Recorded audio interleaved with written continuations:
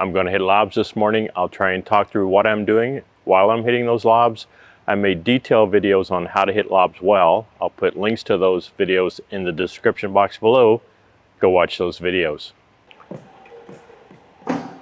Here we go. I am turned sideways to the net. I talked about why in those masterclass videos I did. That was a bad lob.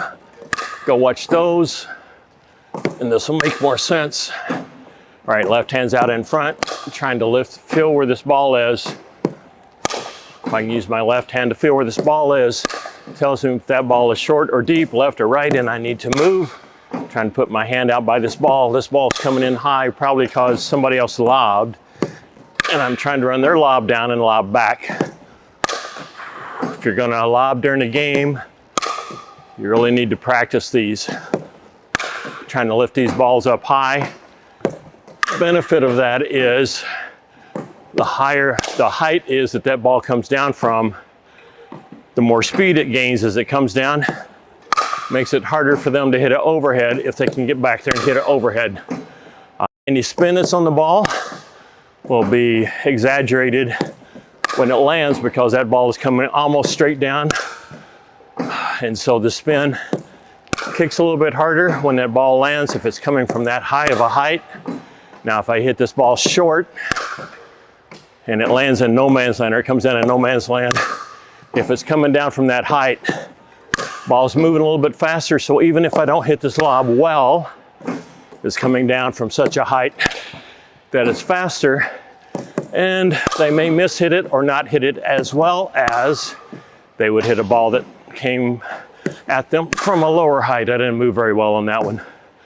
So, good thing to do is try and get these lobs up high. These are going probably 35, 40 feet. Now, if you're playing outdoors and it's windy, this may not work as well. Unless the wind's coming right at you, then you can play with that a little bit. Throw this ball up and the wind will grab it and pull it back toward you. That'll mess with your opponent's mind a little bit. All right, so left hand's up. My paddle starts down close to the court. I just want to come up the back of that ball, trying to brush up the back and impart some topspin. Trying to watch this ball as it goes away. Trying to look for holes in this ball to see how much topspin I got on that. And then sometimes I will reach around the outside of the ball just a little bit and put some angled spin on it. When that ball lands, if they don't hit it out of the air, then it tends to kick to my left. Again, you can catch them off guard with that if they don't see you do it, and there's no way they can see you do that. Just trying to get these balls high.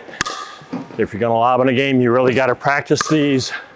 I see too many people lobbing in a game, but I never see them practicing lobs. Actually, I think it's kind of a fun thing to do.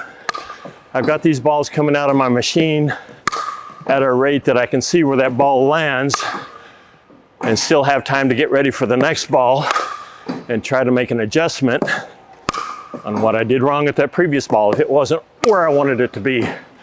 So I have two laundry baskets back in the corner, kind of as my visual target. I'm trying to go to the corner because the court is longer back there and a ball will fall in. Now if I go left, obviously not as much court off to the left.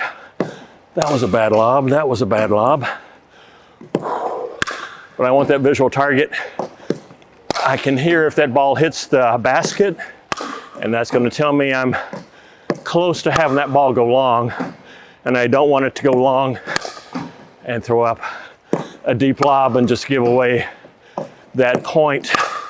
So I want it deep, but I want to leave some room for error so it's not so deep that I'm actually hitting those baskets.